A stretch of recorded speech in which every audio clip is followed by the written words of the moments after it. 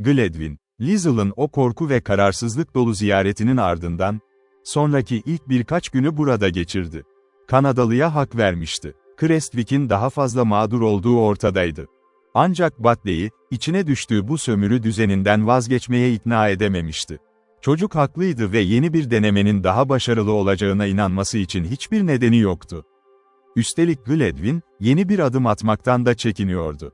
Çünkü adam ona, hiçbir müdahaleye izin vermeyeceğini açıkça göstermişti. Öte yandan, Liesl'dan da aynı derecede korkuyordu. Bu soğukkanlı ve kararlı Kanadalı, kesinlikle küçümsenmek istemezdi. Üstelik Britanya Kolombiyası'ndaki trajedi hakkında, durumu kendisi için tehlikeli hale getirecek kadar bilgiye sahipti. Ya da en azından şüpheleniyordu. Batley'nin spekülasyonlarının bir gün mutlaka ortaya çıkacağından emindi. Bu durum, Liesl'ın anlatmayı uygun gördüğü herhangi bir zararlı hikayenin, aslında ne kadar gerçek olduğunu kanıtlamaya fazlasıyla yeterdi. Varsayalım ki ikisi bir aradaydı. Ve bu ortak bilgiyle hareket ediyorlardı. Gledwin, kuzeninin ölümü beklentisiyle para topladığını ve ardından onu yok olması için terk ettiğini biliyordu. Yine de bu çıkarımın aleyhine sayabileceği hiçbir şey yoktu. George sağlıklı bir adamdı. Para ödünç alındığında, Clarence'dan pek de yaşlı sayılmazdı. Ve sınırlı bir süre içinde ölmesi, o günlerde pek olası görünmüyordu. Kimse gerçeklere inanmazdı. Batley ise, karakteristik bir cesaretle ciddi bir risk almıştı. Karşılığında, gelecek vaat eden ve biçimsel olarak yeterli gördüğü aşırı bir çıkar elde etmişti. Bu olay, müstakbel varis ile parayı ödünç veren spekülatör arasında bir komplo gibi görünebilirdi. Ve bunda, cesur bir adam için belki de bir kaçış boşluğu vardı. Ama Gledwin çok iyi biliyordu ki, bu gerçeği müttefikine karşı kullanmaya asla cesareti yoktu. Yine de, Gledwin bir bakıma gerçekten suçsuzdu. Kuzeninin ölümünü asla istememişti. Eğer o büyük korkuyu yaşamasaydı, George'un kaderini paylaşacağını düşünmeseydi, onu kurtarmak için tekrar giderdi. Korkunun belası, o gün de üzerindeydi, şimdi de üzerindeydi.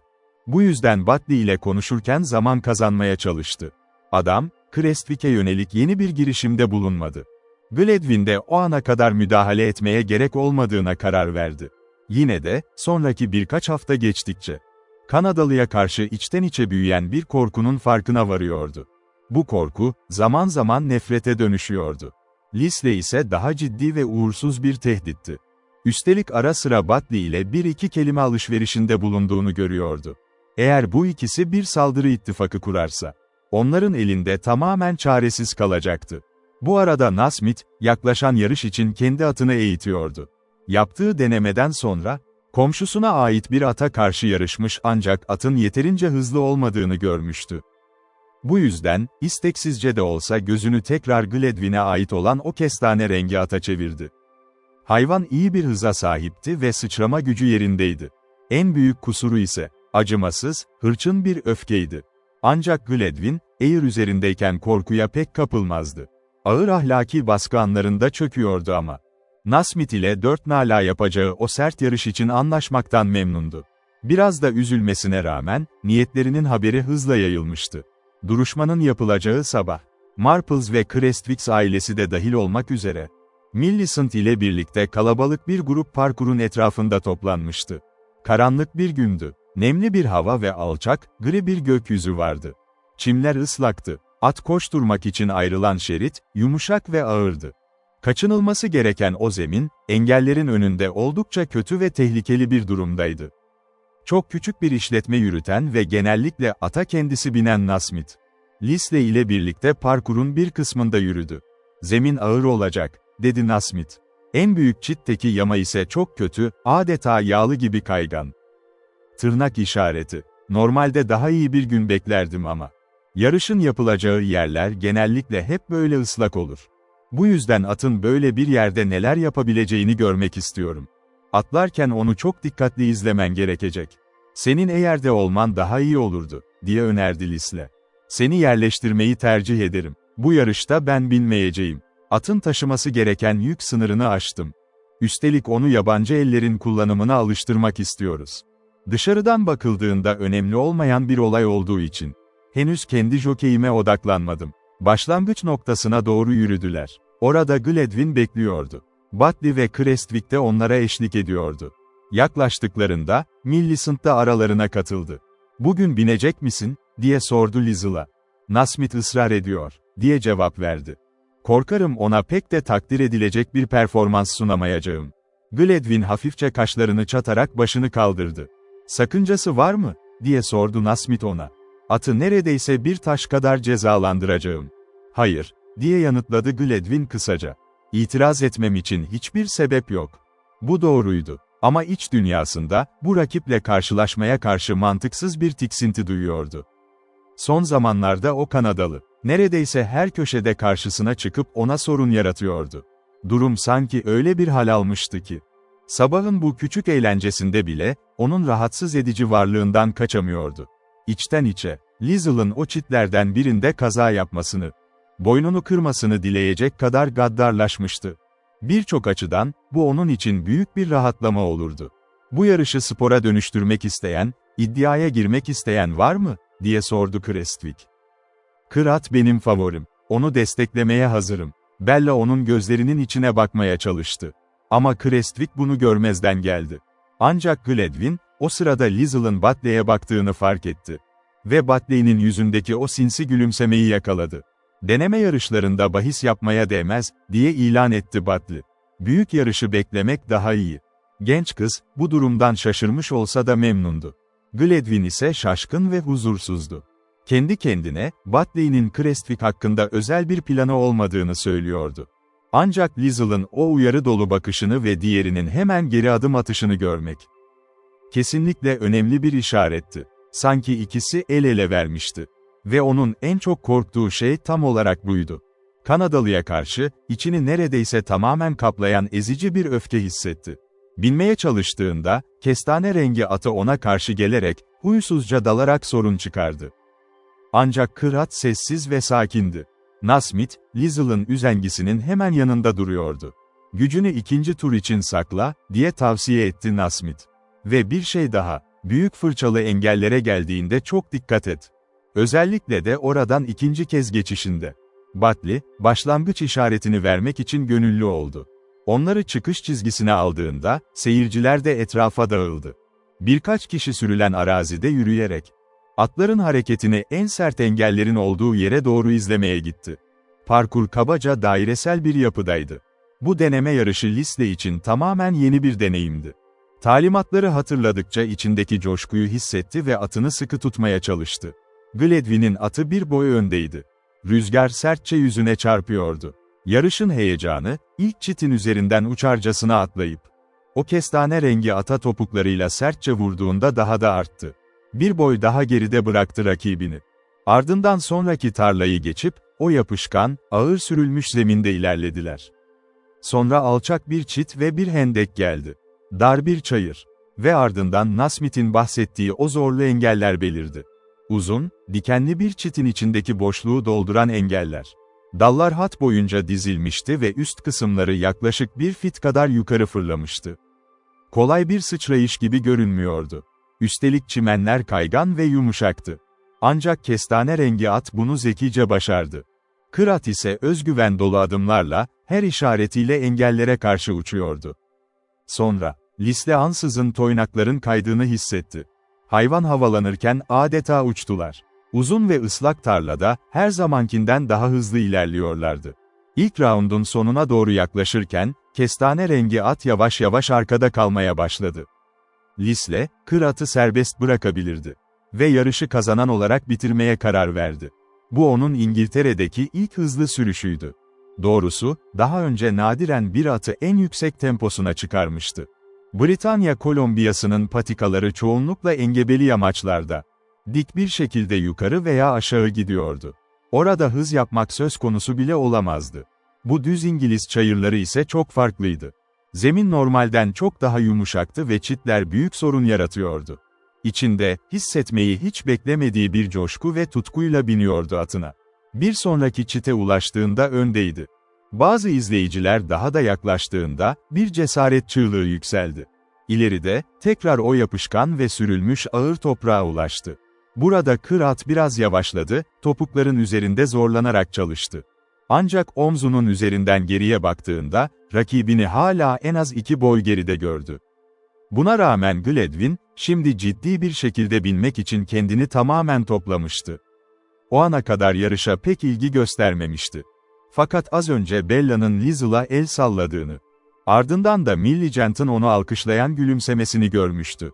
Her ikisinin de bu müdahaleci yabancının başarısından memnun olmasına fena halde kızmıştı.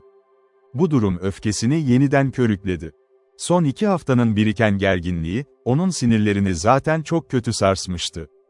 Gergindi, öz denetimi zayıflamıştı. Ama ne pahasına olursa olsun rakibini geçmek istiyordu. Hala bir sonraki çitin arkasındaydı. Ancak atını vahşice kırbaçlayarak öne doğru sürdü. Gerçekten zor bir sıçrayışa yaklaşıyorlardı. Dar çayırda hızla ilerlerken, Lisle onun son bir çabayla yüklendiğini düşündü. Krestvik engellerin hemen yakınında ayakta bekliyordu. Nasmith ise çok uzak olmayan bir mesafeden onlara doğru hızla yürüyordu. Bella da komşu sahada koşmaktaydı. Krestvik, Gledwin'i dikkatle izliyordu. Adamın yüzünde garip, adeta vahşi bir hırs vardı. Normal şartlarda tek istenen şey atın hızını test etmekti. Ancak yüzündeki o sert ve karanlık ifade, Krestvik'in hemen dikkatini çekti. Bunun nedenini merak etti. Bella ona çok yakındı. Lisle ise sert bir şekilde biniyor, engellere doğru hızla yaklaşıyordu. Jim, o tehlikeli alanda kır atın toynaklarının kaymasını engellemekte, onu zapt etmekte zorlanıyordu. Ve birden, bir bağırış koptu. Kır atın toynakları feci şekilde kaydı. At acı içinde ayağa kalkmaya çalıştı ama ağır bir çarpışma gerçekleşti. Örülmüş dallar ve engelin üst çubuğu büyük bir gürültüyle kırıldı. Lisle yerinden fırlayıp sallandı. Ve hemen ardından kır at, büyük bir yığın halinde yere çöktü. Adam, atın altında kalmıştı. Gledwin'in bu kazayı gördüğünden şüphe etmek imkansızdı. Ancak kestane rengi atı, doğrudan o kırık engele doğru sürmeye devam etti. Atın dişleri açık, burun delikleri genişlemiş, başı öne doğru uzanmıştı. Krestvik dehşet içinde kala kaldı. Düşen at çırpınıyor, çitin hemen ötesinde binicisinin üzerinde yuvarlanıyordu. Ancak Gledwin atını durdurmak için hiçbir şey yapmadı. Sadece sıçramaya hazır bir halde eğerde oturdu. Bu anlaşılmaz bir durumdu. Tıpkı adamın yüzündeki o karanlık ifade gibi. O büyük kestane, zarif ve korkunç bir sıçrayışla havaya yükseldi. Çitin diğer tarafında mide bulandırıcı bir gürültü duyuldu. Kayan toynakların yeri sökme sesi. Ve kesik kesik yükselen 4 nala sesleri. Kestane rengi at, doğrudan düşen atın ya da çaresizce yerde yatan adamın üzerine basarak inmişti. Ve durmaksızın, kontrolsüzce yoluna devam ediyordu. Krestvik çılgınca çite doğru koştu. Çizikler içinde, zorlukla çitten sürünerek karşıya geçtiğinde, Nasmith'i, Liesel'ı o çırpınan kır attan uzaklaştırmaya çalışırken buldu. Kanadalı'nın gözleri yarı açıktı. Ama içlerinde hiçbir yaşam ifadesi yoktu. Bir kolu ve omzu tamamen fırlamış, kırılmış gibi duruyordu. Yüzü ise kül griydi. Sahanın tam ortasında ise Gledwin. Hala çılgınca dalıp giden kestane rengi atla acımasızca mücadele ediyordu. "Sıkı tut," diye emretti Nasmith boğuk bir sesle. Görünüşe göre bazı kemikleri kırılmış. Ama bir an sonra at tamamen üzerine çökerse, beynini bırakmayacak. Kır at can havliyle çırpınırken, Krestvik acı içinde vuran toynaklar tarafından sertçe tekmelendi. Ancak görevine sadık kaldı. Büyük bir zorlukla da olsa, Liesel'ı o tehlike çemberinin dışına çıkarmayı başardılar. Bunu başardıkları anda, Marple, yanında 2-3 kişiyle birlikte koşarak geldi. Nasmith hemen ona seslendi. "Arabayla geldin, değil mi? Irvine'ı getirmek için hemen git. Mümkün olduğunca hızlı sür. Ve benim evime uğrayıp birini silahla buraya geri gönderin." Marple hızla döndü ve tarlanın karşısına doğru koşmaya başladı. Krestvik, silahın neden istendiğini o an anladı. Yerde yatan, acı çeken ata baktı. Nasmith, doktor gelene kadar yaralıya hiçbir şey yapılamayacağını söyledi. Ve kız kardeşinin beklediği yere doğru yürüdü. Alnı ve elleri çitlerden yırtılmıştı. Üstelik sırtına yediği toynak darbesinin o korkunç ağrısını yeni yeni fark ediyordu. Ancak bu acılar şu an umurunda bile değildi. Tamamen bunalmış, dehşet içindeydi. Ve onu sarsan tek şey, Liesel'ı orada ezilmiş ve hareketsiz bir halde görmek değildi. Bella da koşmaktan nefes nefese kalmış bir halde yanlarına geldi. Saçları yüzüne dağılmıştı. O da abisiyle aynı korkunç dehşeti ve şüpheyi yaşıyor gibiydi. "Öldü mü?" diye sordu, sesi titreyerek. "Hayır. Ama sanırım çok ağır yaralandı." "Ah!" diye bağırdı genç kız, derin bir rahatlamayla. Çok korkunç bir şey olmasından korktum." Devam etmeden önce durakladı, gözlerini abisine dikti, "Engellerin hemen yanındaydın, değil mi?" Jim, kız kardeşinin neyi kastettiğini, neyi gördüğünü çok iyi biliyordu. Yarı sersemlemiş bir halde, ona nasıl bir cevap vermesi gerektiğini düşünerek titredi. Şüphelerinin uyandığını hissetmişti. "Epeyce uzaktaydın. Oradan hiçbir şeyi açıkça göremezdin," diyerek şansını denedi. "Çok yakındım. Tam onlara bakıyordum. Atlamadan önce sahayı geçtiler. Sen tamamen oradaydın. Söyle bana, ne gördün?" "Şimdi konuşamam," diye patladı Jim. "Bak, o geri dönüyor." Gledwin atından inmişti. Kestane rengi atı zorlukla çite doğru yönlendiriyordu. Yüzü bembeyazdı. Üzerinde büyük bir isteksizlik ve suçluluk ifadesiyle hareket ediyordu. Liesl'ın yattığı yere vardığında, konuşmakta bile zorlanıyor gibiydi. "Durumu tehlikeli mi?" diye sordu, sesi kısıkça. "Anlayamıyorum," diye sertçe yanıtladı Nasmith. Omuzları ezildi. "En kötüsü bu mu, henüz bilmiyoruz." Neden atı sola çekmedin ya da sağdaki çite doğru yönlendirmedin?" "Ağzı çok sert. Onun o kör öfkesini biliyorsun. Onu döndürmek imkansızdı. Onu yere yıkmak ve gerekirse boynunu kırmak zorunda olsan bile bunu yapmalıydın." Nasmith kendini zorla kontrol etti. Çünkü şimdi suçlamada bulunmanın sırası değildi. O sırada koşarak gelen Millicent, sert adımlarla yanlarından geçti. Liesl'ın üzerine eğilene kadar durmadı. Sonra başını kaldırıp Nasmith'e döndü. Yüzündeki gergin ifadede büyük bir korku okunuyordu. "Sanırım atlatacak," dedi Nasmith, onu teselli etmek isteyerek. "Ancak doktor gelene kadar onu kımıldatma sorumluluğunu üstlenemem." "Kesinlikle doğru," diye onayladı Bartley. Yanlarına gelmişti. Gledwin'e hızlı ve keskin bir bakış fırlattı. "Ama onu bu ıslak çimenlerin üzerinde öylece bırakamazsınız," diye araya girdi Millicent. "Korkarım ki yapmalıyız. En güvenli olanı bu," dedi Bartley. "Böyle bir şok geçiren bir adam için. Islak çimen en son korkulacak şeydir." O ve Nasmith durumu kontrol altına aldılar. Çevredeki insanların iyi niyetli ama tehlikeli önerilerini sertçe reddettiler. Ta ki sonunda Doktor Irwin'e ve Marple, sahanın karşısından aceleyle gelene kadar. Doktor hemen yaralı adamın yanına çöktü, onu hızlıca muayene etti. Ve sonra başını kaldırıp Nasmith'e baktı. "Üst kol kırılmış, omuz eklemine çok yakın," diye ilan etti. "Köprücük kemiği de gitmiş. Ona biraz brandy vereceğim. Şu sedyeyle gelen adamlara söyleyin, acele etsinler." Doktor bir süre yaralıyla meşgul oldu. Bu sırada Bartley, yanındaki matarasını çıkardı ve Gledwin'e uzattı. "İyi bir yudum al ve kendini toparla," dedi sessizce. Sonunda Liesl, büyük bir dikkatle sedyenin üzerine kaldırıldı. Onu götürürlerken, dışarıdan derin bir silah sesi yankılandı. Atın acısına son verilmişti. İzleyiciler yavaş yavaş dağıldı. Gledwin tek başına eve doğru yürümeye başladı. Tam o sırada Millicent gelip ona yetişti. Adamın o çökmüş hali ve yüzündeki yıpranmış ifade genç kızı şaşırtmıştı. Kazadan dolayı kendini suçlu hissetmesi, sorumluluk duyması çok doğaldı. Ancak adamın durumu normal bir üzüntünün çok ötesindeydi. Tamamen huzursuz görünüyordu. Sanki korkunç bir felaketten kıl payı kurtulmuş bir suçlu gibiydi. "Bunu bu kadar ciddiye almamalısın," diyerek onu rahatlatmaya çalıştı Millicent. "Bence Irwin'e durumu atlatacak ve kimse seni suçlayamaz. Bunu söyleyen tek kişi sensin," diye yanıtladı Gledwin, kasvetli bir sesle. "Başka ne diyebilirler ki? Atın kontrolünü kaybettin. Elbette bu büyük bir talihsizlik. Çok üzücü. Ama mantıklı düşünmek zorundasın. Bu tür kazalar her zaman olur." Bir süre sessizce yürüdüler. Sonra Gledwin büyük bir çabayla etrafına bakındı. "Millicent," dedi. "Harika ve cömert bir insansın. Başın belada olan birini görmek seni hemen harekete geçiriyor. Ama ben senin bu temiz sempatine dayanamıyorum." "O zaman bu sempatiyi Liesl'a sunmam gerekecek," diye hafifçe gülümsedi genç kız. "Ama seninle kulübeye kadar yürüyeceğim. Sonra içeri girip, cesaretini ve sakinliğini toplayana kadar biraz yalnız kalmalısın." Gledwin'den ayrıldıktan sonra Millicent, Nasmith'in evine gitti. Doktor çıkana kadar sabırla bekledi.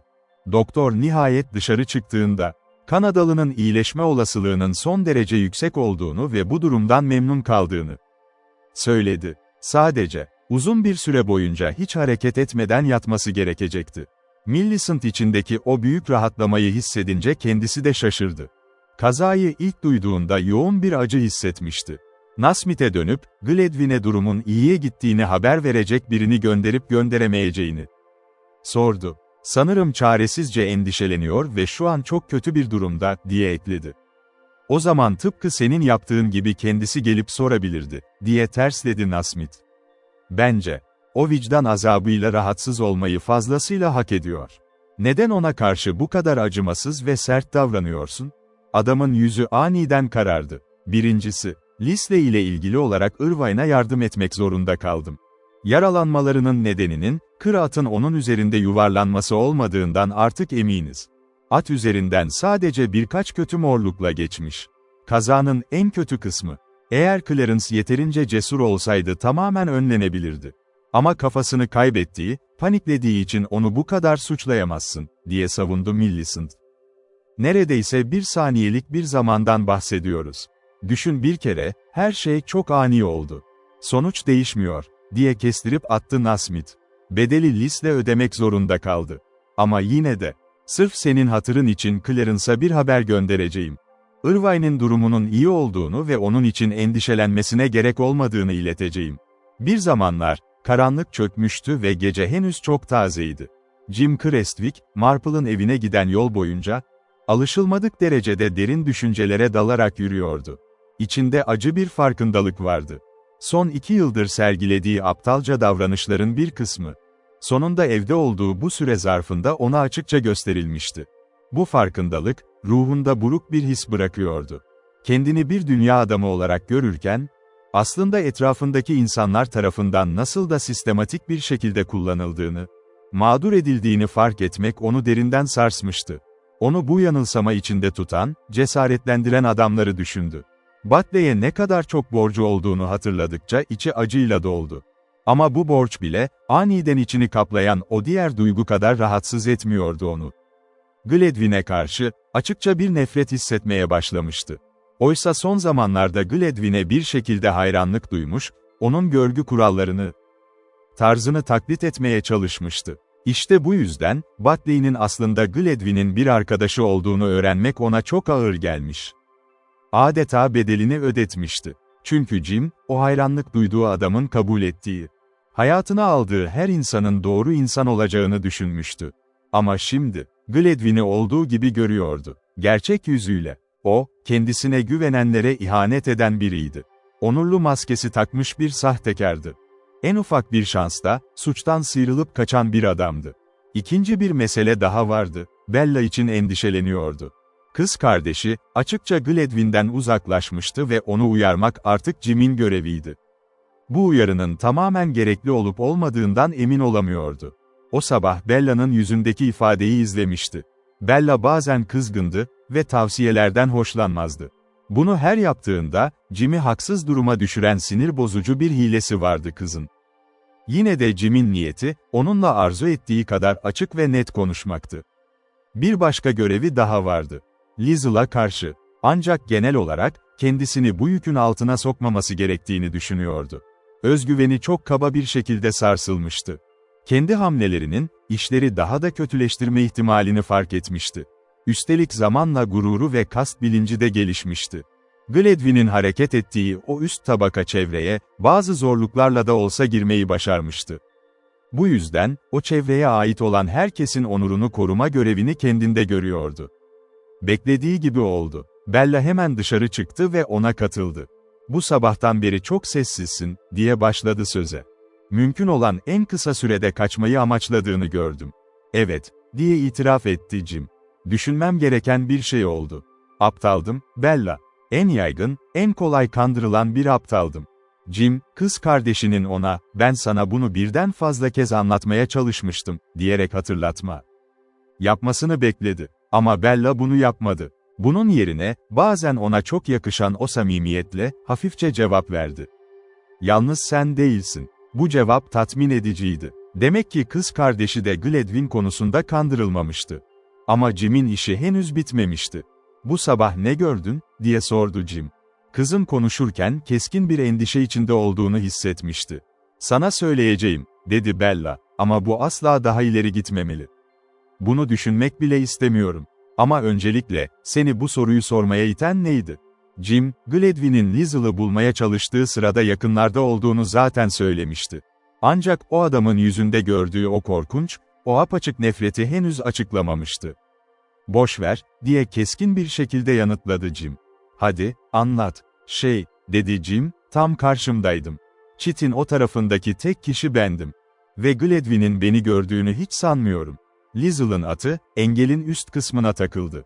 Engelin bir kısmını kapattı ama onu orada bir yığın halinde tutacak kadar uzun sürdü bu durum. Gladwin o esnada 1-2 boy arkadaydı. Kırılmış engele doğru sürdü atını. Elleriyle yine de, "Bakışını bir türlü aklımdan çıkaramıyorum. Ama belki de atı yukarı çekemedi," diye savundu Bella onu çaresizce. Sanki gerçeğe inanmaktan korkuyor gibiydi. "Başka yollar da vardı," diye üsteledi Jim. Çitin diğer tarafına doğru, 1 veya 2 yard yana gidebilirdi. Atın hızını kesip onu kısa bir mesafede sıçratabilirdi. Belki de onu tamamen aşağı çekebilirdi. Engel toprakta sağlam kalmıştı. Ama her ne olursa olsun, bu, düşmüş bir adamın üzerinden geçmekten daha iyi olurdu. "Emin misin hiçbir şey yapmadığına?" "Keşke olmasaydım. O şey korkunçtu." Gladwin, Liesl'ın oraya düştüğünü ya da atın orada mücadele ettiğini görmüş olmalıydı. Bunu önleyebilirdi. Ama denemedi bile. Bella ürperdi. Kardeşi haklıydı. Bu, neredeyse düşüncelerin ötesinde bir acımasızlıktı. Ama bu, meselenin sadece yarısıydı. "Bir sebebi olmalı," diye sertçe itiraz etti Bella. "Evet, soğukkanlılıkla, hiçbir şey yokken bir adamın üzerinden geçmez kimse. Bence Gladwin'in Liesl'den korkmak için bir sebebi vardı. Şimdi hatırladığım birkaç şey de buna işaret ediyor zaten. Fırsat aniden ayağına geldi. Bunu kimse önceden ayarlayamazdı. Liesl'ın ezilmiş beyni, artık ona zarar veremezdi." Kız, Jim'in doğru tahmin ettiğini fark etti. Liesl ondan yardım istediğinde, Gladwin'i kendi isteğine uyması için zorlayabileceğini açıkça hissettirmişti. Ve bu önemli bir detaydı. Yine de Bella, ne kadar ikna olmuş olursa olsun, kardeşinin bu korkunç teorisine tamamen boyun eğmek istemiyordu. "Jim," diye itiraz etti, "eğer çite doğru sürseydi ya da atın atlamasını kısa tutsaydı, belki de kendi boynunu kırardı. Bunu fark etmiş olmalı. Bu düşünce onu tereddüt ettirmiş olabilir." Tırnak işareti. Genç çocuk alaycı bir şekilde güldü. "Mümkün. Ama bu bir bahane mi? Nasmith, Liesl ya da Batley, diğer adamın kurtulması anlamına gelseydi bu riskten kaçınır mıydı? Varsayalım ki fikrin doğru. Ama değil. Bu sadece o adamın ne kadar iğrenç bir korkak olduğunu gösterir. Bunu inkar etmek mümkün değildi." Bella ezilmiş ve aşağılanmış hissetti. Gladwin'in zayıflığını zaten görmüştü. O sabahki seçimden sonra, kardeşiyle onun arasında bir denge kurmaya, bu kötü düşünceleri aklından çıkarmaya çalışmıştı. Ama bu zordu. Gladwin birçok açıdan büyüleyici bir adamdı ve Bella kalbini onun tarafından yakalanmaya çoktan kaptırmıştı. Şimdi ise, onunla işi bitmişti. Sabahki o korkunç açıklamadan sonra, içini büyük bir dehşet kaplamış, ondan tamamen soğumuştu. Jim, kız kardeşinin bu halini tahmin etmiş gibiydi. "Üzgünüm, Bella," dedi nazikçe. "But o adam, imkansız biri." Bella elini kardeşinin koluna koydu. "Jim," diye yanıtladı, "ikimiz de deli gibi davrandık. Ve sanırım bunun bedelini ödemeliyiz. Zamanı geldiğinde Batley'den uzaklaşmana yardım edeceğim, ama sen de bana söz vermelisin. Bir daha asla onunla bir anlaşma yapma." "Söz veriyorum. Dersimi aldım. Sanırım Liesl Kanada'ya döndüğünde beni de yanına almasını isteyeceğim. O ve Nasmith. Uzun zamandır tanıdığım, gerçekten değerli tek adamlar. Liesl buraya ilk geldiğinde, onu küçümsemeye çalışmıştım." Bella, ortamdaki bu ağır gerilimi biraz olsun azaltmak için hafifçe güldü. "Bu tam senin gibi bir davranış. Ama artık içeri girelim. Burası bizim sırrımız olarak kalacak, Jim. Eğer bunu başkalarına anlatırsan, kimse sana inanmaz. Gerçekte ne olduğuna dair kesin bir kanıt yok ve sessiz kalman için çok fazla sebep var. Sanırım başka kimsenin şüphelenmediğini söylemiştin, değil mi?" Nasmith, at engellere ulaştığında henüz ortaya çıkmamıştı. En yakın olan oydu ama Lisle attan düşerken o geride kalmıştı. Her şeyi net olarak göremezdi. Diye karar verdi Bella, belki de bu durum bizim için şanslı bir an. Gledwyn'in böyle bir fırsatı tekrar bulması pek olası değil. En kötü ihtimalle, o an aniden, fevri hareket ettiğini düşünürler. Çocuk başını salladı. Sessiz kalmanın büyük bir sorumluluk getireceğini biliyordu. Ama Bella, bu yükü hiçbir huzursuzluk göstermeden kabul ediyordu. O, bir rota seçtiğinde nadiren tereddüt eden biriydi. Bu sırada, Gledwyn berbat bir gün geçiriyordu. Kendine karşı duyduğu dehşet ile geleceğe dair şüpheleri arasında gidip geliyordu. Jim Crestwick'in tahmini tamamen doğruydu. Gledwyn, kırılan engele doğru atını düz sürmüştü. Doğabilecek sonuçları çok iyi biliyordu ama o an bunları tamamen görmezden gelmişti. Ancak hemen ardından, o tepki süreci başlamıştı. Şimdi, korkunç bir suç işlemediği için içten içe minnettar hissediyordu. Gerçekten de, bir rakibini neredeyse öldürmeye yaklaşmış olduğunu bilmek. Onun dengesini derinden sarsmıştı. Kendini sorguladı. Bir zamanlar Kanada'da, açık bir deponun yanında durduğu o anı hatırladı. O zaman da görevini umursamamış, donmuş vahşi doğaya doğru aceleyle kaçmıştı. İşte o an, kuzeninin ölümüne sebep olmuştu. Ve şimdi de Lizel'ın ölümü.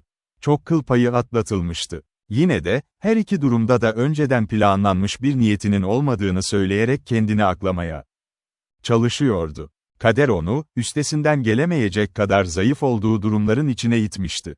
Lizel'dan ne kadar korkuyorsa, o atın hatasını gördüğü an ilk düşündüğü şey kendi güvenliği olmuştu. Hızını bu yüzden kesmemişti. Kanadalı'yı kurtarmak için büyük bir kişisel riski göze almak. Bu onun doğasına tamamen yabancı bir şeydi. Düşen adamın ölümü onun için büyük bir rahatlama yaratacak olsa da, o an zihninde tamamen bu düşüncenin olduğunu söylemek haksızlık olurdu. Bu fikir onu tek başına harekete geçirmemişti. Alacakaranlık yaklaşırken, kütüphanede oturup olayın diğer yönlerini düşünmeye başladığında biraz daha sakinleşti. Crestwick'i görmemişti. Lisle ise, büyük ihtimalle sadece kendi düşüş anını hatırlayacaktı. Diğerlerinin konumlarını zihninde tarttıktan sonra rahat bir nefes aldı. Kimse ona dikkatsiz sürüşten ya da o kritik anda yaşanan bir sinir anından daha kötü bir suçlama yöneltemezdi. Bu ikincisini, yani anlık bir panik yaşadığını kabul edebilirdi. Bu durum hem gerçeğe yakın duruyordu hem de Lizel'ın sakatlanmasından dolayı ne kadar endişeli olduğunu göstermesine yarardı. Olay ne kadar tuhaf olursa olsun, üstü örtülebilirdi. Birlikte yaşadığı insanların, hoş olmayan şeyleri hafifçe geçiştirme eğiliminde olduğunu hatırlamak onu teselli ediyordu. İngiliz geleneğinde, fark edilmesi rahatsızlık veren şeyleri görmezden gelmek çok yaygındı ve bu mantıklı bir yoldu. Bir süre sonra annesi odaya girdi ve nazikçe ona dokundu. "Canım," diye ısrar etti annesi, "bunun üzerine daha fazla düşünmemelisin. Lizel'ın durumu gayet iyi. Nasmith'in mesajını aldıktan sonra oraya bir adam göndermiştim, şimdi geri döndü. Onu gönderdiğine çok sevindim," diye yanıtladı Gledwyn. "Çok düşüncelisin. Ben bunu tamamen unutmuştum, o an çok sıkıntılıydım." Annesi, elini onun koluna koyarak yanına oturdu. "Bu çok doğal. Seni anlıyorum ve senin için üzülüyorum. Elbette umursamaz olmanı istemezdim ama bunu kafanda fazla büyütmemelisin. O güçlü bir adam, yakında tekrar ayağa kalkacaktır. Üstelik onu sen kurtaramazdın. Şimdiye kadar gördüğüm herkes bana aynı izlenimi verdi. Tabii ki benim onların güvencelerine ihtiyacım yok. Ama onların seni akladığını ve seninle sempati kurduğunu görmek beni mutlu etti." Annesinin bu sonsuz özgüveni, Gledwyn'in içini acıttı. Hala içinde büyük bir utanç taşıyordu ve annesinin sözlerinde aradığı teselliyi bulamıyordu. Annesi çevrede genel olarak çok sevilirdi. Gledwyn, komşularının onun bu acısını hafifletmek için ne kadar çabaladığını merak etti. "Görünüşe göre Lisle, onların acımasını benden daha çok hak ediyor," diyerek gülümsedi Gledwyn. Bu gülümseme ona büyük bir çabaya mal olmuştu. "Öyle zaten," dedi annesi.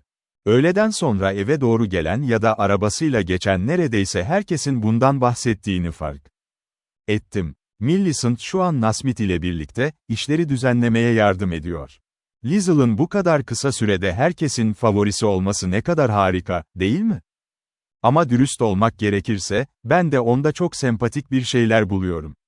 Gledwyn sabırsızca yerinde kıpırdandı. O adama karşı duyduğu nefret hala ilk günkü kadar güçlüydü ve annesinin bu teselli çabaları onu sadece rahatsız ediyordu. Lisle çok popülerdi. Önce Bella, şimdi de Millicent ona el uzatmıştı. Millicent, diye devam etti Bayan Gladwin, her açıdan olağanüstü bir kadın. Sanırım sen de uzun zamandır benim kadar buna ikna olmuşsundur. Korkarım onun benim hakkımda aynı derecede olumlu bir fikri yoktur. Dedi Gladwin kısa ve buruk bir kahkahayla. Bir kadından çok daha az ciddi bir şekilde eleştirilir bir erkek. Mükemmellik aramaz o, diyerek ciddi bir tonla ekledi annesi. Görünüşe göre bu evrensel bir kural. Bazen bunun kesinlikle adil olmadığını ve dezavantajları olduğunu düşünürdüm. Kadınların dışarı çıkıp erkeklere ve bazı kurallara karşı çıktığı şu son zamanlarda, bu söz aklımdan çıkmıyor. İçini çekti ve devam etti, zaman değişiyor. Babanın zamanında böyle soruları düşünmeye gerek kalmazdı. O, Onur'un tam anlamıyla ruhuydu. Ölüm bizi ayırdığında sen çok gençtin. Annesi kendini her zaman çok net ifade edemezdi. Ama Gladwin, annesinin kendisini babasıyla aynı kefeye koymadığını net bir şekilde görmüştü. Eğer babasının o sıkı rehberliğinde büyümüş olsaydı, her şeyin kendisi için daha iyi olacağını düşündüğünü fark etti. Harikalar asla bitmez, anne, dedi, sesine hafif bir ton vermeye çalışarak. Senin en son toplumsal propagandalardan etkilendiğini hayal etmek gerçekten zor. Bu fikirlerin seni ürküttüğünü sanıyordum. Dedi annesi, konudan uzaklaşmak için konuştuğumu unutuyordum neredeyse. Korkarım bu benim eski bir alışkanlığım. Uzun zamandır hissettiğim şey şu ki, senin için uygun bir evlilik yapılması çok arzu edilen bir durum. Asıl sorun, o, uygunluk, kelimesini tanımlamakta, anne. Bu, herkesin farklı bir görüşe sahip olduğu bir nokta. Ben senin için iyi bir aileye ve eğitime sahip, dengeli bir iradesi olan bir kız seçerdim. Doğru olanı görebilen ve ona sıkıca tutunabilen biri. Yine de bilge ve nazik olmalı. Nazik, düşünceli bir rehber. Ve maddi imkanlar öncelikli olmasa da, küçümsenecek bir detayda değildir. Gladwin sandalyesine yaslanarak güldü. Ancak bu kahkahanın içinde hafif bir huzursuzluk gizliydi. Böyle kızlardan piyasada çok mu var? Ama neden bir irade ve rehberlik gücü üzerinde bu kadar ısrar ediyorsun? Görünüşe göre buna ihtiyacım olduğunu düşünüyorsun. Bazen beni övmek yerine tam tersini yapıyorsun. Annesi endişeli göründü. Hayatta hiçbir canlıyı gereksiz yere kırmak istemezdi. Sevgilim, insanın ne hissettiğini her zaman kelimelere dökmesi kolay olmuyor. Ve sanırım kendi seçimlerimi yaparken kelimeler konusunda biraz akılsızca davranıyorum. Ama senin refahın benim için her şeyden önemli. Biliyorum, diye nazikçe yanıtladı Gladwin. Ama sen sadece hayali bir örnek tanımlamıyordun, değil mi? Zihninde Millicent yok muydu? Onu bir kızım olarak karşılayabilseydim gerçekten çok mutlu olurdum. O zaman senin güvende olduğunu hissederdim. Annesinin sesindeki o dokunaklı pişmanlık, Gladwin'i derinden etkiledi. Bu sözler, annesinin oğlundaki eksiklikler ve onun yetiştirilme sürecindeki bilgelik noksanlıkları yüzünden aslında kendisini suçladığını ima ediyordu. Üstelik o, Millicent gibi saygısını kazanan herkese güvenini cömertçe sunan bir kadındı.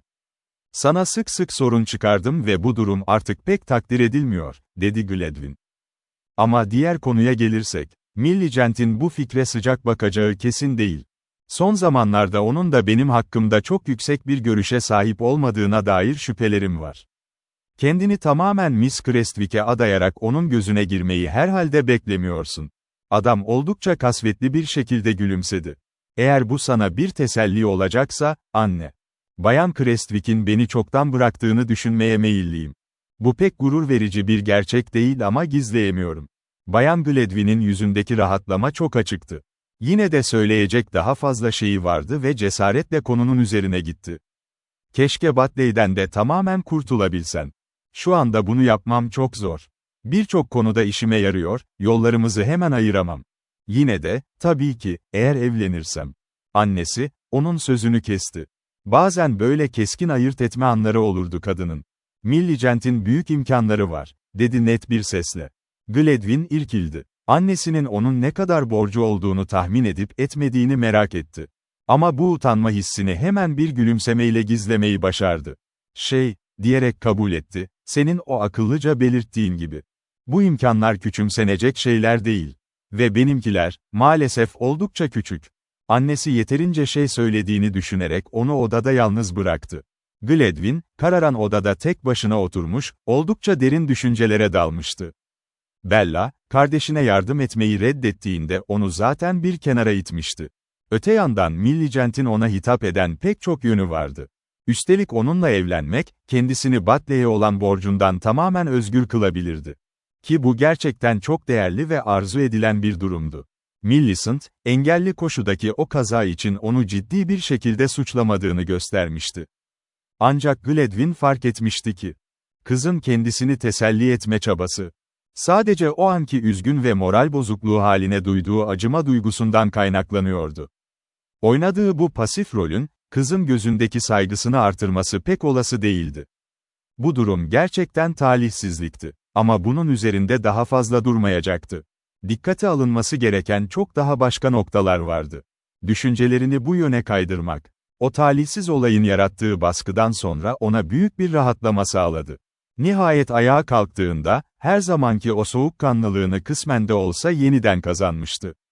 Artık Millicent'in kendisine karşı olan hislerini dikkatle izlemeye, bir işaret aramaya karar verdi.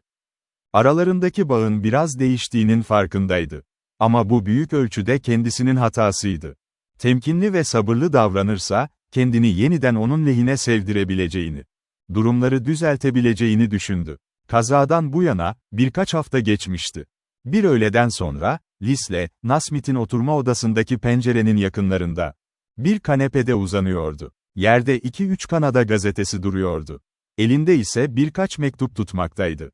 Dışarıdaki manzara alabildiğine neşesizdi. Kurşun rengi bozkır, alçalan gökyüzüne doğru uzanıyor. Ön plandaki göknar ağacı ise tüm canlı renklerini kaybetmiş gibi görünüyordu. İşte tam o sırada, Millicent içeri girdi. Ona karamsar bir gözle baktı. Lisle, genç kızı görünce birden canlandı. Yarasız kolundan destek alarak, garip bir hareketle kendini kaldırmaya çalıştı. Ancak Millicent, azarlayan bir tavırla başını salladı. Mümkün olduğunca sessiz kalmanız emredilmişti. Henüz vakit çok erken. Lütfen tekrar yatın. Sessiz kalmak, beni hızla parçalamaktan başka bir işe yaramıyor, diye itiraz etti Lisle. Hem, oldukça rahat hareket edebiliyorum. Yine de, bunu denememelisiniz. Lisle, gözlerindeki ışıltıyla genç kıza baktı. O zaman sanırım pes etmek zorunda kalacağım. Siz, gerçekten kararlı bir insansınız. İnsanlar, siz kızmasanız bile dediğinizi yapıyor. İşte buna bir örnek. Genel olarak emir almak çok onursuz bir şey olsa da. Lisle, eski pozisyonuna geri döndü. Millicent da yanına oturdu. Karakterimi neden böyle yargıladığınızı anlamıyorum, diyerek gülümseyerek itiraz etti Millicent. Bazen başka insanlar da bana itaat eder ama böyle şeyler söylemezler. Onlar İngiliz. Bu durum aradaki farkı oldukça iyi açıklıyor. Ben, duygularımı her noktada ifade etme gücümün bir yetenek olduğunu düşünmeye meyilliyim. Ancak bu durum, Batı'da pek nadir rastlanan bir şey değildir. Bu, karşınızdakinin sizin görüşlerinizle ilgilendiğine dair bir güvence gerektirmez mi? Bunu hak ediyorum, diyerek güldü Lisle. Ama haklısınız. Aslında biz şöyle deriz, bunlar benim duygularım. Eğer benimle aynı fikirde değilseniz, aklınız yok demektir ama moralim yine de bozulmaz. Ancak bu son söylediğim sizin için geçerli değil. Açıklama için teşekkürler, diye karşılık verdi Millicent. Ama neden ulusal bir farklılıkta bu kadar ısrar ediyorsunuz? Kanada'da gerçekten İngiliz değil misiniz? Hayır, diye yanıtladı Lisle. Siz ve sizin gibi konuşan diğer herkes yanılıyor. Biz, hala eritme kazanında kaynayıp tüten yepyeni bir ulusuz. Unsurlarımız bazı açılardan oldukça uyumsuz. Laurentian kıyısından gelen Fransızlar, Ontario İskoçları, Amerikalılar, İskandinavlar, Teutonlar. Macarlar, Slavlar. İngilizler, bu element karışımını yumuşatacak kadar güçlü değil. Toprak çok geniş ve insanlar çok çeşitli. İngiliz gelenekleri burayı bağlamaya yetmez. Soğuyan bu alaşım tamamlandığında, taze bir kalıba dökülecek. Pensilvanya'da ya da Amerikalıların dökümhanelerinin olduğu yerde yapılan bir kalıp gibi mi? Aklınızdaki o programı Washington'da yönetiyorlar. Siz, olayları burada konuştuğum birçok kişiden çok daha iyi anlıyorsunuz. Ama henüz tam olarak haklı değilsiniz. Eğer Kanadalılar, Amerikan kökenli olduğu için bilerek Amerikan kalıbını seçseydi, Birkaçımız buna karşı çıkardı. Fakat sebep bundan çok daha büyük. Teksas'tan Athabasca'ya, Florida'dan Labrador'a kadar. Neredeyse aynı elementsel kuvvetler, bu eritme ateşlerini daha da yoğunlaştırıyor. Aynı insan hammaddesine sahibiz. Bizim de çözmemiz gereken benzer sorunlarımız var. Koşullar yakında tamamen benzer olacak. Bu yüzden, doğal sonucun da aşağı yukarı aynı olması gerektiğini söylüyorum. Üstelik komşularımızla olan ticari ve sosyal ilişkilerimizden henüz bahsetmedim bile. Ama İngiltere hiç mi sayılmıyor? Ahlaki olarak, evet. Saygımızı korumak sizin sorumluluğunuzda. Bize temiz bir yol göstermelisiniz. Sonuçta, diye karşılık verdi genç kız. Özellikle siz. Şu anda kaldığınız bu ülkede, özünüz itibarıyla tamamen İngilizsiniz. Lisle, merakla gülümsedi. Yani siz, ya da Nasmith ailesi. Hayır, diye yanıtladı Millicent, sesinde hafif bir keskinlikle. Neden öyle olayım ki? Tabii ki ismi biliyorduk. Çok uzakta yaşayan akrabalarınız var. Anladığım kadarıyla Nasmith, onların sizi memnuniyetle karşılayacağına dair bir ipucu almıştı. Bırakın bunu, diye yanıtladı Lisle. Babam, kendisi ve annem için düşünmeye cesaret ettiği için dışlanmıştı. Annem Kanada doğumluydu. Ben bu yeni ulusun bir parçasıyım. Sıradan bir insanım. Millicent, bunu bir iki an düşündü. Bu kesinlikle İngiliz bir bakış açısı değildi. Ancak yine de, ailesi uzun zamandır köklü bir konuma sahip olduğu için, bu vazgeçişin içinde ona oldukça iyi gelen asil bir gurur vardı. Bir insanın kendi içsel değerini, onu güçlendirebilecek tüm tesadüfi bağlardan arındırarak savunması riskli bir şeydi. Millicent, onun bu tehlikeden kaçınması gerektiğini düşündü. Lisle, ara sıra biraz düşüncesiz bir açık sözlülükle, bazen de şiddetle konuşuyordu. Fakat temel konularda, duygularında takdire şayan bir incelik vardı. Genç kız, bu inceliğin ona sağlam bir onur duygusu verdiğini fark etti. Yine kendimi kaptırdım ve siz de kendinizi kötü hissettiniz. Şoke oldum, dedi Lisle, esprili bir tonla. Ama bu sizin kendi suçunuz. İnsanı konuşturmayı başaran bir tarzınız var. Anlamayanlarla tartışma yapmanın bir faydası yok. Ancak, çok daha önemli bir şey var. Kitap nasıl gidiyor? İlerliyor mu? Kitap, benim yaralı hassasiyetlerimden daha mı önemli? Millicent hafifçe güldü. Ama onlara aldırmayacağız. Yayın evlerinden duyduğuma göre yoğun bir talep varmış. Hatta talep oldukça dikkat çekici olduğu için, işin doğası gereği bunu ekstradan belirtme ihtiyacı hissetmişler. Tabii oldukça gereksiz bir şekilde. Lisle buna yüksek sesle güldü. Başka bir yorum var mı? Millicent ona birkaç eleştiri yazısı uzattı. Lisle, temkinli ve ilk ikisinin oldukça hevessiz olan tonunu hemen fark etti. Bunlar, kitap yerine katalog tercih edenlerin yorumları. Bu adam şöyle yazmış, kitap, ayrıntılar ve sınıflandırma konusunda en çok özen gösteren eser. Ondan beklenebilecek bir şey. Sanırım bu yazar da kardeşinin işini yapıyor. Hayal gücü olan bir insan değilmiş. Evet, diye yanıtladı Millicent. Son derece pratik ve metodik biriydi. Bu tarz bir adam hakkında söylenecek çok şey var aslında. Ona güvenebilirsiniz. Çünkü durum, pratik zorluklarla mücadele etmeyi gerektiriyor. Ama bir sonraki eleştirmene karşı kendimi oldukça sakin, bir o kadar da kızgın hissediyorum. Lisle okumaya devam etti.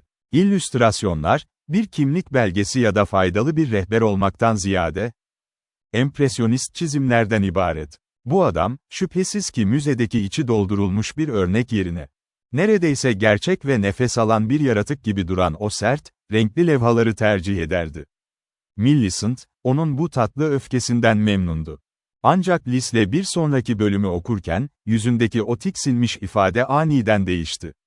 İşte şimdi, diye bağırdı Lisle, doğanın kanunlarından bir haber olan sıradan insanların gerçek sesine varıyoruz. Bu adam gerçekten hevesli. Sonraki incelemeler ise daha da iyi. Diğer kağıtları da aldı. Onları masaya geri koyduğunda, gözlerinde büyük bir tatmin duygusu okunuyordu. Harika, diye haykırdı. İşte bunu bekliyordum. İzini bırakmayı başardın. Genç kız, zevkle heyecanlandı. Liesl'ın onun başarısına olan sevinci son derece samimi ve içtendi. Dedi Millicent ona dönerek. Yayın evleri, başka ve daha iddialı bir iş üstlenmemi öneriyor. Aslında ben de bunu sık sık yapmak istediğimi düşünmüştüm.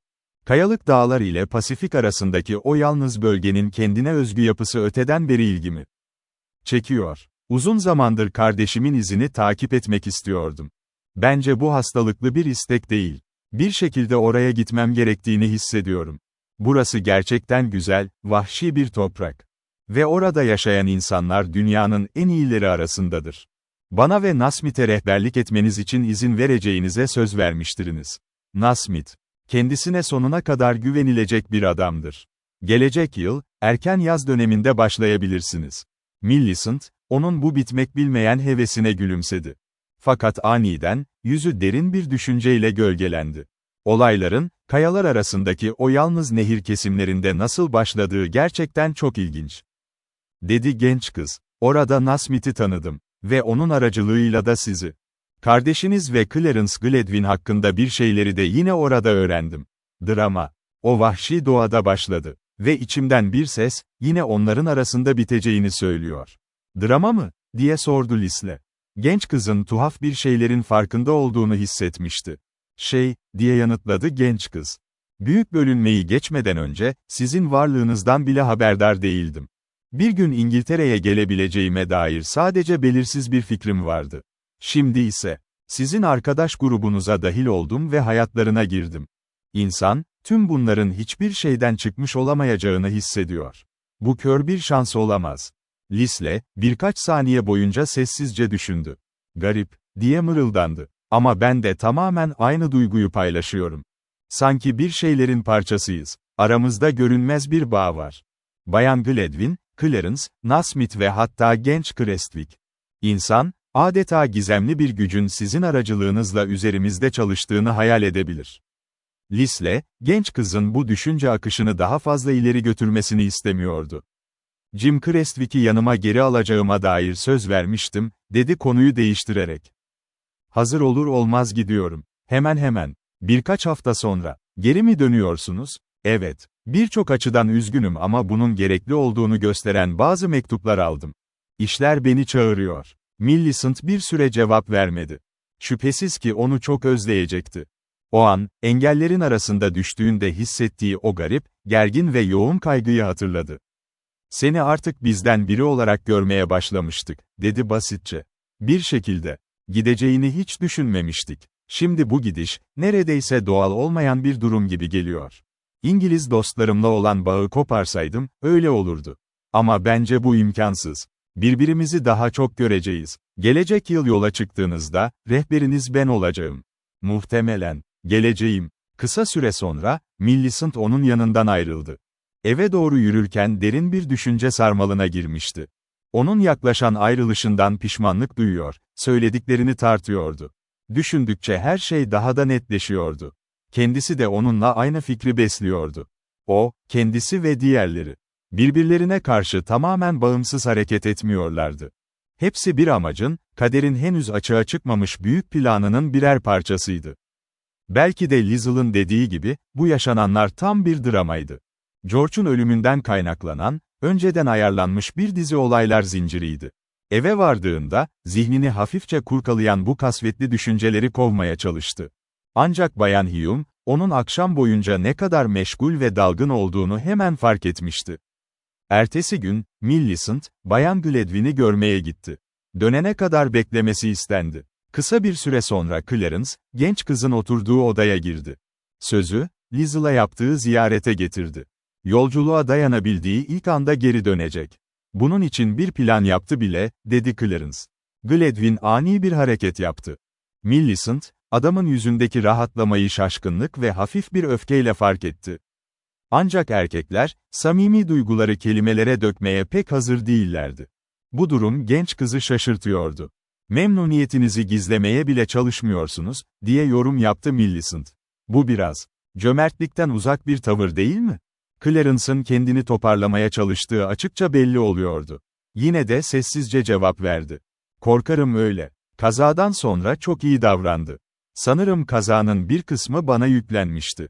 Herkese zeminin ne kadar kaygan olduğundan bahsetti. Beni aklamak için elinden gelen her şeyi yaptı. Tırnak işareti. O konuya değinmek istememiştim, diyerek durumu açıkladı Millicent. Bunun onun için acı verici bir konu olduğunu biliyordu. Yine de, diye devam etti Clarence, nankörlük gibi görünse bile. Gitmesine çok seviniyorum. Oldukça mutlu, kelimesi bu durumu pek tanımlamıyor sanki. Siz resmen sevinçten uçuyor gibi görünüyordunuz. Sert olma Millicent. İzin ver açıklayayım. Liste geldiğinden beri hiçbir şey eskisi gibi değil. Seni, Nasmith'i ve diğerlerini adeta avucunun içine aldı. Bir anda seni benden çok uzaklaştırdı. Bunu kasıtlı bir niyetle yaptığını söylemiyorum ama tüm zamanını ve ilgini tek eline aldı. İkinizi de çok daha az görür oldum. Ve son zamanlarda, Crestwick'leri de, ah, diye karşılık verdi Clarence, olabildiğince rahat bir tavır takınarak. Zaten her halükarda onların yanında daha fazla kalamazdım. Jim Kanada'ya gidiyor, Bella ise Sussex'e.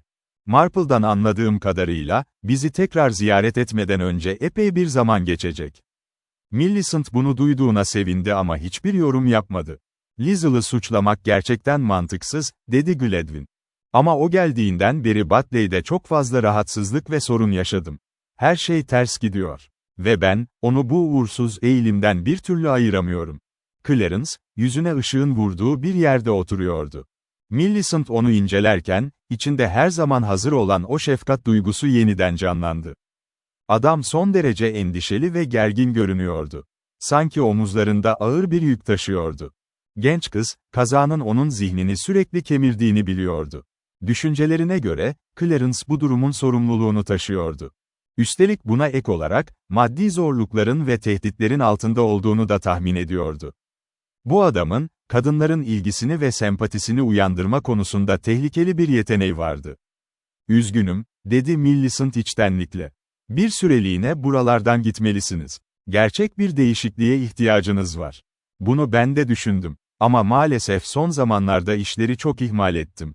Düzelmesi gereken pek çok şey var. Çiftlik binalarına bakılması gerekiyor. Eğer alçak zemindeki dere taşarsa, o drenaj planı tamamen mahvolur. Söylediği her şey sadece bir oyunculuktan ibaret değildi. Uygun zamanı bulduğunda bu işlerle ilgilenmek niyetindeydi. Millicent ise şüpheci yaklaşmadı. Herkes hakkında en olumlu görüşü hemen kabul eden bir yapısı vardı. Clarence'ın görevlerini yerine getirme amacını takdirle karşıladı. Bence, dedi ona dönerek, eğer bu işlere ciddi bir şekilde girişirseniz, zihniniz meşgul olur ve kendinizi daha iyi hissedersiniz. Ve kesinlikle, o binaların bakıma ihtiyacı var. Tembellik ettim, diye itiraf etti Clarence. İlgimi kaybetmiş gibiydim. Dediğim gibi, dikkatimi toplamakta çok zorlandım. Yine doğru noktaya parmak basmıştı. Herhangi bir itiraf ya da sempati çağrısı, Millicent'i harekete geçirmekte asla başarısız olmazdı. Aslında, diye devam etti adam, şu an bile sorunlardan tamamen arınmış değilim. Benden istenen onarımların yarısını bile yapsam, bu durum beni neredeyse mahveder. Nereden başlayacağımı bile bilmiyorum. Gryers'ın tavsiyelerine de pek güvenmiyorum.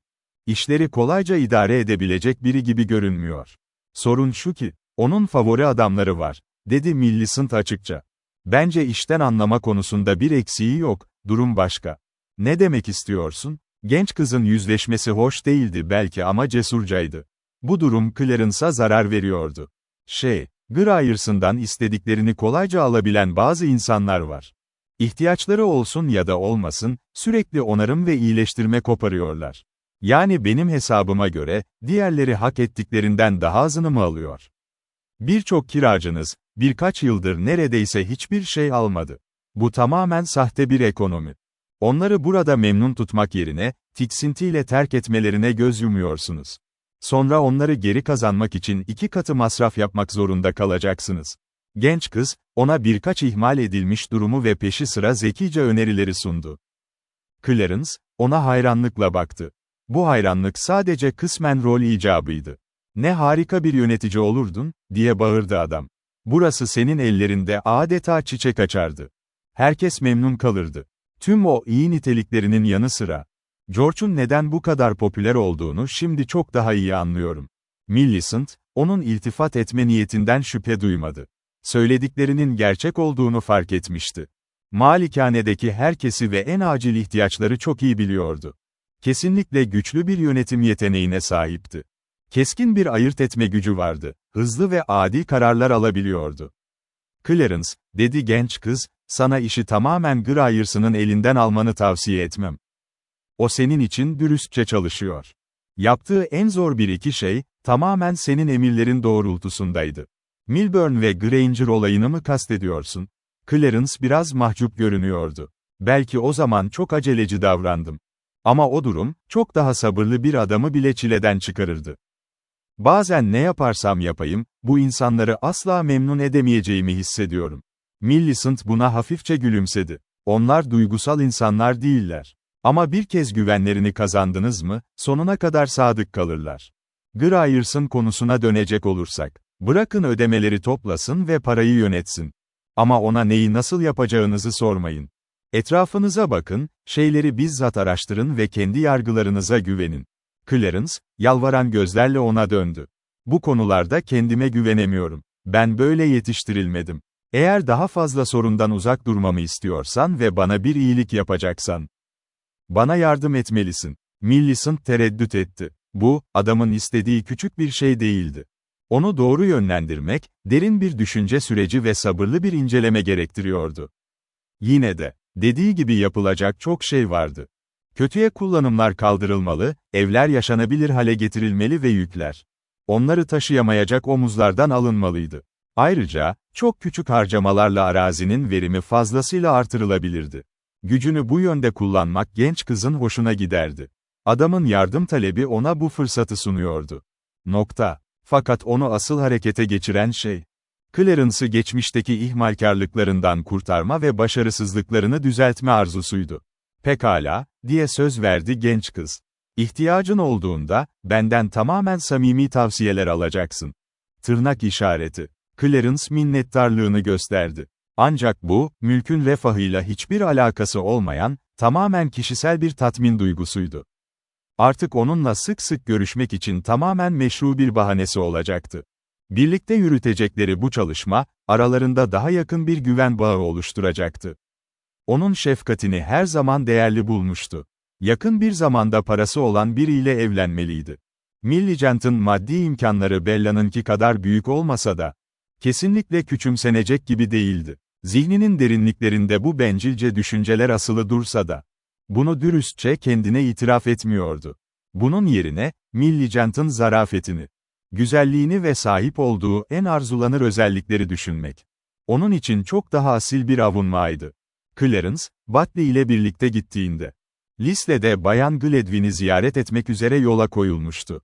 Ertesi gün evine, kendi topraklarına dönecekti.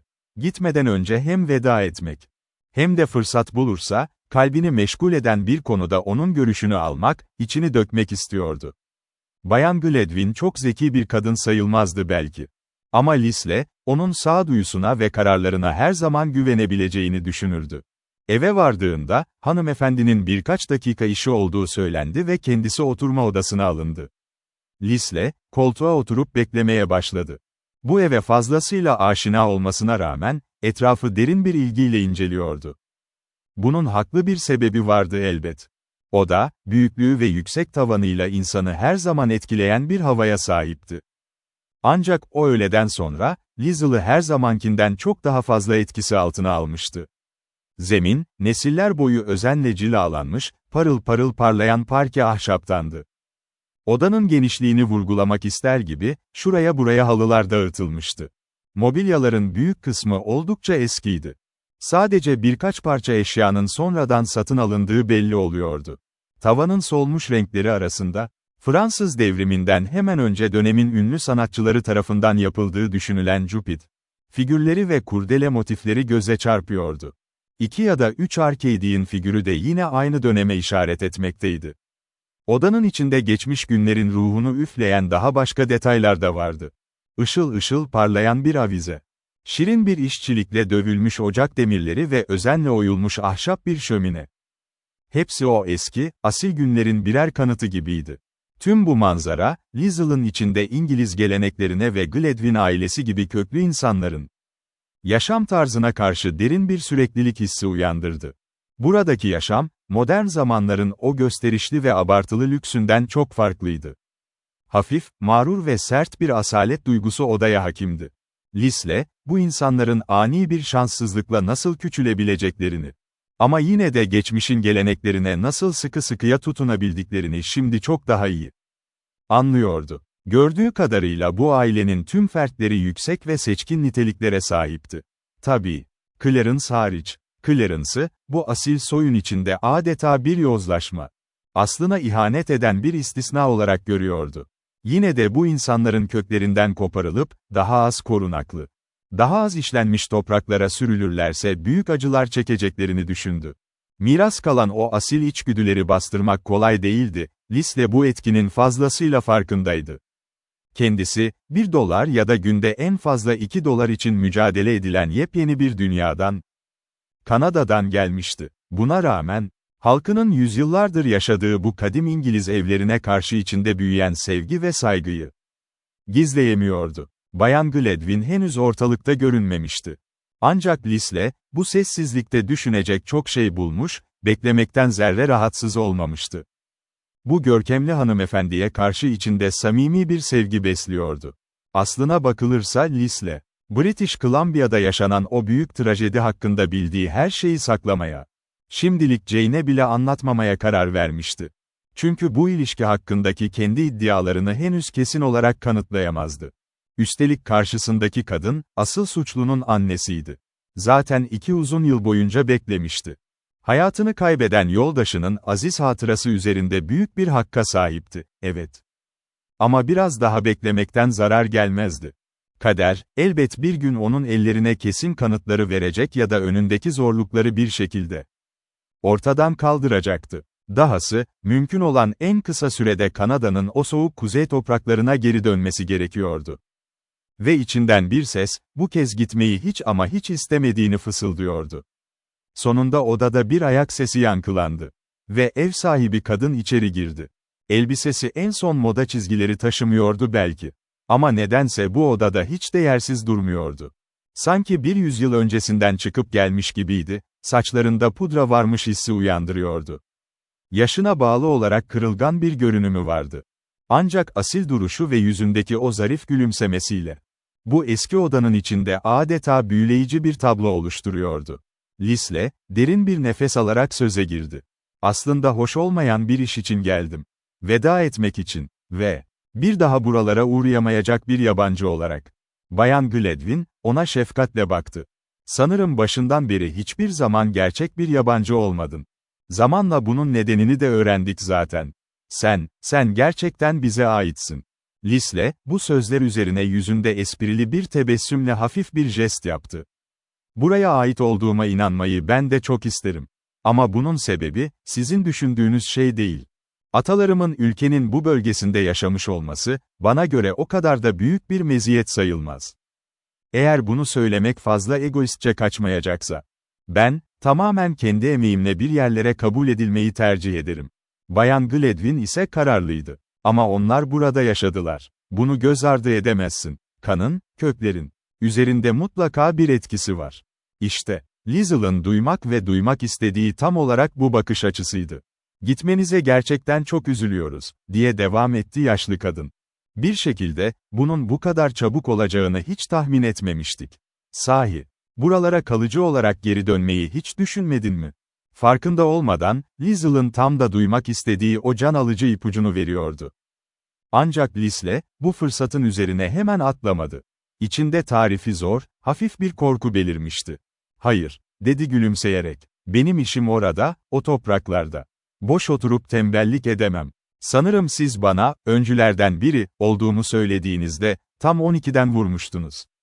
Ev sahibi kadın, aslında Liesl'ın kendisinden beklediğinden çok daha derin bir anlayışa sahipti. Evet, seni, evlerindeki konforu ve rahatlığı bir kenara itip, sıcağa, soğuğa, yiyecek kıtlığına ve ağır emeğe göğüs geren o adamlardan biri olarak gördüm. Eski dostlarımın çocuklarından böyle birkaç kişi tanımıştım, başkalarını da duydum. Aslına bakarsan, bizim İngiltere'mizde de onlardan çok var. Lisle, merakla sordu. Biraz sorunlu insanlar, değil mi? Peki, siz onlarla ne yapıyorsunuz? Bayan Gladwin gururla gülümsedi. Bırakıyoruz, gitsinler. Onlar gitmeseydi Hindistan'ı nasıl yönetir, Afrika'nın o muazzam topraklarını nasıl korurduk? Kanada'nın kapılarını bize, sizin gibi adamlar açmadı mı? Lisle başını salladı. Haklıydı. Doğru. Kanada söz konusu olduğunda, Highland köylülerinin oğullarının payı büyüktür. Hudson Körfezi insanları ve Laurentian Fransızları bize yolu gösterdi. Biz de onların peşinden gittiğimizde, nasıl birer erkek olduklarını yaşayarak öğrendik. Odaya birkaç saniyelik derin bir sessizlik çöktü. Lisle, hayranlık dolu gözlerle kadını süzüyordu. Bu soylu sınıfın onurlu gururu, ona son derece çekici geliyordu. İçinden, eski rejimde her şeyin ne kadar da yerli yerinde olduğunu düşündü. Ve aynı zamanda, böylesine asil bir kadının, Clarence gibi bir oğula nasıl katlanabildiğine hayret etti. Sessizliği yine Lisle bozdu. Geri dönüyorum, çünkü işim beni çağırıyor. Maddi imkanlarım, öyle tembellik etmeme izin verecek düzeyde değil. Ve bu gerçek, benim bir daha buraya dönüp dönmeyeceğim sorusunu doğrudan etkiliyor. Bu, benim için gerçekten çok ama çok önemli bir dönüm noktası. Bekledi. Kadının yüzündeki ifadenin aniden nasıl gerildiğini şaşkınlıkla fark etti. Sonra, sesindeki o hafif tereddütle yeniden konuşmaya başladı. Şu an tavsiye almak için başvurabileceğim tek kişi sizsiniz. Görüşünüz benim için çok kıymetli, minnettar olurum. Bayan Gladwin, ciddiyetle cevap verdi. Elimden geldiğince dikkatli ve sağduyulu davranmaya çalışacağım, söz veriyorum. Lisle, derin bir iç çekti. Peki, dedi. Burada, bu eski dünyada yaşadığınız hayatın kendine has büyük cazibe merkezleri var. Bu bağlar, insan üzerinde çok güçlü olmalı. Tüm bu anıları, bu alışkanlıkları geride bırakıp kopmak ve yepyeni, tamamen farklı bir dünyayla yüzleşmek çok zor olurdu. Yani, bir kadın için bu durum sizce de böyle midir? Bayan Gladwin, onun sözlerinin nereye varmak istediğini nihayet anlamıştı. Büyük bir şaşkınlıkla bağırdı. Ah, kimden bahsettiğini bana hemen söylesen iyi olur. Lisle, adını fısıldadı. Millicent. Yaşlı kadın irkildi. Bu onun için sarsıcı, acı verici bir sürpriz olmuştu. Şimdi kendi kendine, bugüne kadar neden böyle bir ihtimalden hiç şüphelenmediğini soruyordu. Lisle, o meşhum kazadan önce de kızla sık sık bir araya gelmişti.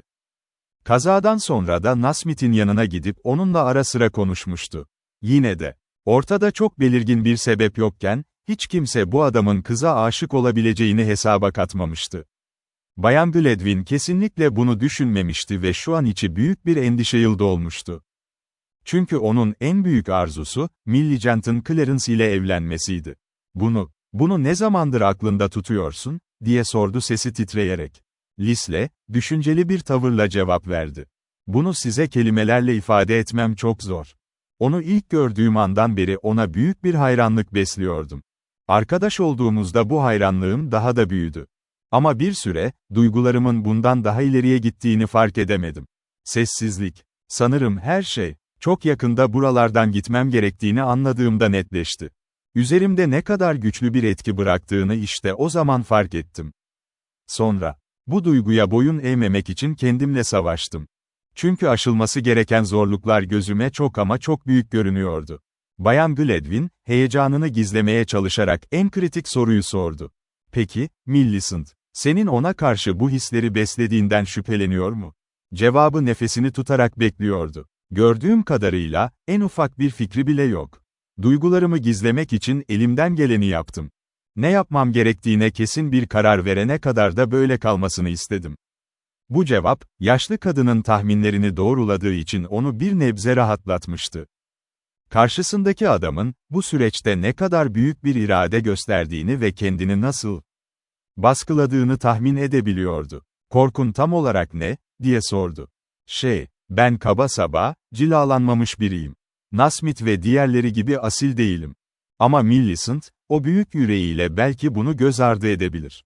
Fakat ben burada bir Nasmith ya da Clarence gibi lüks içinde yaşayamam, yeterince zengin değilim.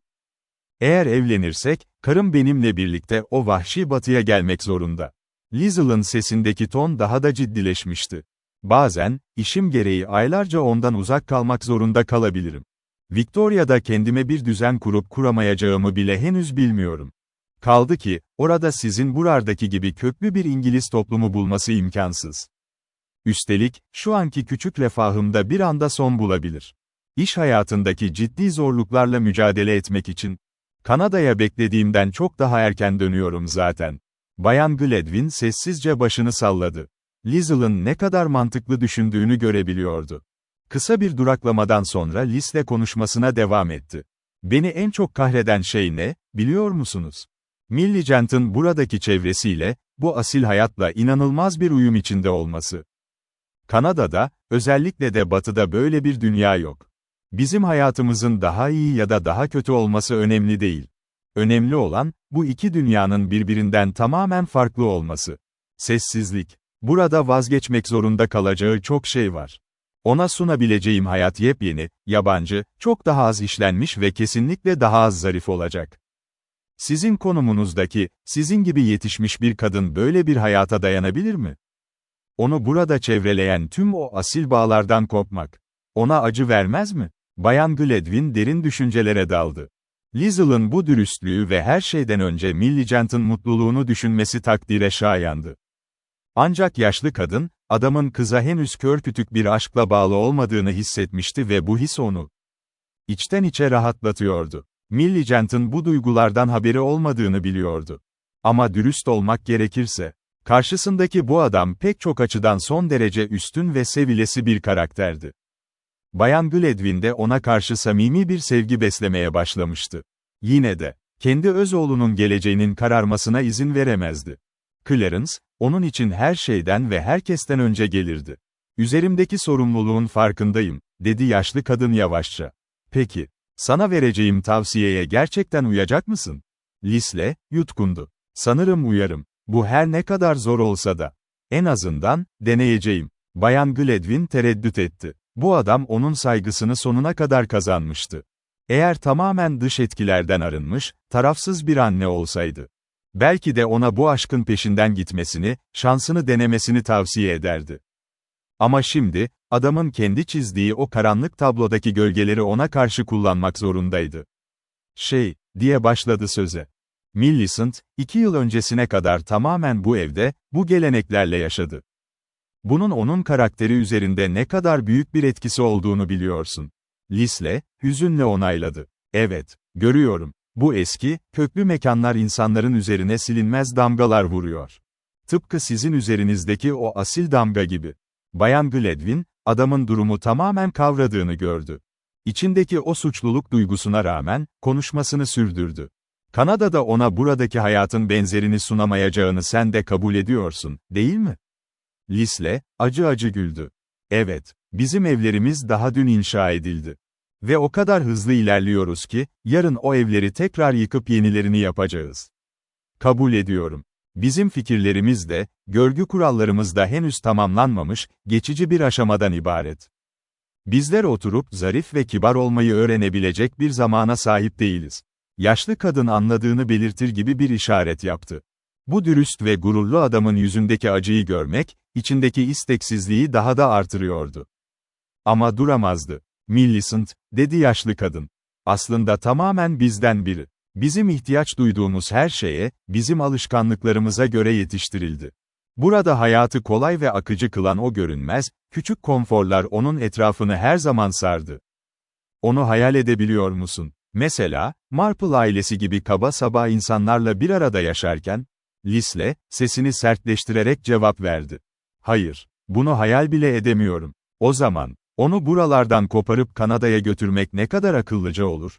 Eğer bir insan onun sevgisini gerçekten kazanabilirse, değer verdiği pek çok şeyden vazgeçmekten rahatsız olmayacağını düşünmüştüm.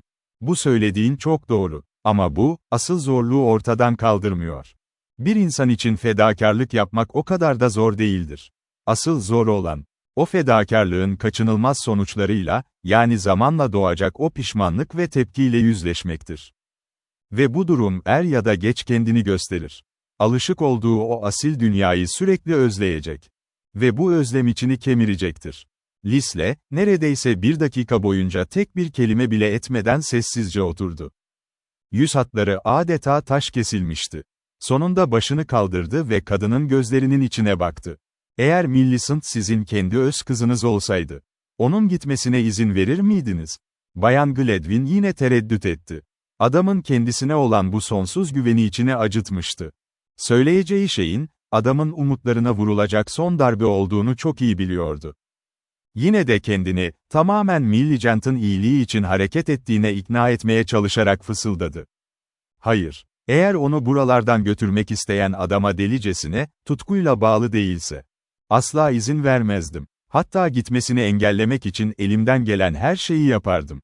Odadaki sessizlik bu kez daha da ağırdı. Lisle birkaç saniye hiçbir şey söylemedi. Ardından, yavaşça ve vakarlı ayağa kalktı. "Teşekkür ederim," dedi son derece ciddi bir ses tonuyla. "Korkarım ki haklısınız. İnsanın yapması gereken doğru şeyi yapması. Genellikle çok zordur." Kadının kendisine uzattığı eli sıkıca tuttu. "Size pek çok açıdan minnettarım. Ve, beni ara sıra hatırlamanızı isterim."